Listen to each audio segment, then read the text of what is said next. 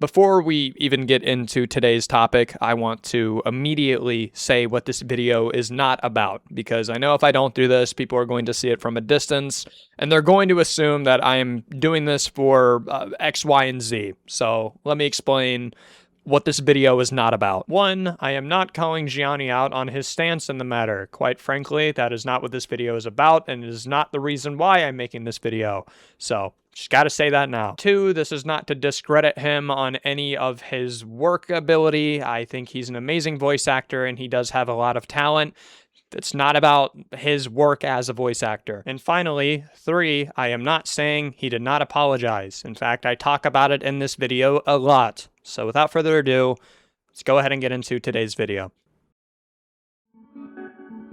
Gianni Matragrano, the fan favorite voice actor of many beloved characters, but most well known for his roles as Gabriel in Ultra Kill and Sebastian Solis in Pressure. I had heard the voices before, but I never knew who the man behind the mask was, I guess, if that makes sense. And my first initial introduction into who he was how he, I guess, reacted at the start of everything that happened with the entire Pressure situation. It was only a couple of hours after the initial Ren document dropped that he had announced that he was no longer going to be standing aside Pressure and decided to leave the project in an attempt to support Ren, who was alleging at the time that she was a victim of sex.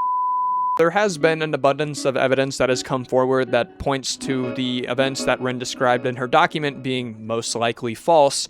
What has not changed is how Gianni came out and said what he did all that time ago. And while yes, he has gone out and publicly apologized for the way that he acted on the allegations, this isn't the first time that he's done this, and in fact, had a very similar incident that happened around 5 years ago, involving another voice actor and YouTuber who goes by the name of Chris Voiceman, who had a series of allegations dropped onto him, and before he even had a chance to respond, Gianni had already jumped the gun. I'll link the video where he actually goes over and addresses all the allegations thrown his way, and you can see firsthand that the incidents are like fair. It's pretty scary how similar they are, but you know, the video's unlisted. I don't even know how Reddit got their hands on this thing, so thank you guys for actually managing to dig this up somehow.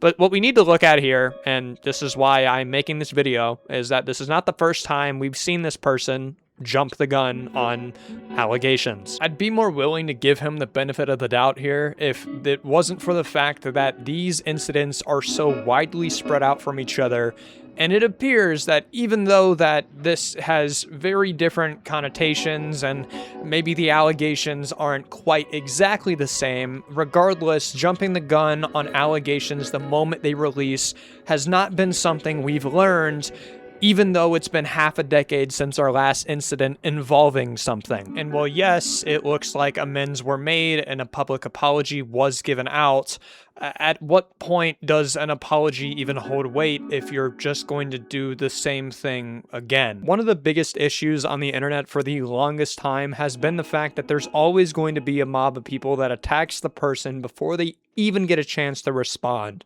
It's happened before. This isn't the first rhyme and dance we've been through. And as somebody who seems to be as an older influential figure, I feel like this shit should already be known. I would imagine that someone like yourself has been on the internet for quite some time. That's not a diss because you're older than most people who are in this community. That's just a general fact. I mean, you've grown up with it. So the fact that you've seen all this stuff happen time and time again, it's really disappointing that this has not just happened once, but has happened twice because of your own impatience. Apologies are important, but upholding those apologies are even more important. So when you already have to apologize once, you normally shouldn't have to do it again. We are all bound to eventually make a mistake. I've made mistakes. Even now, I'm still making mistakes.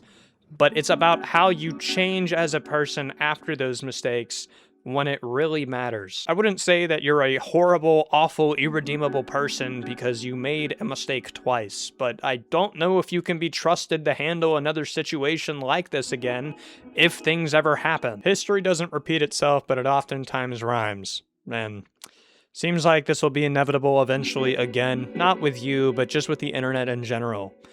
Only thing we can do from here on is try to handle these situations just a little better. But yeah, that's really all about it. Thank you to the people who found this, because if this wasn't found, this would have been something somebody would have been able to scoot away with. So that'll be all for today.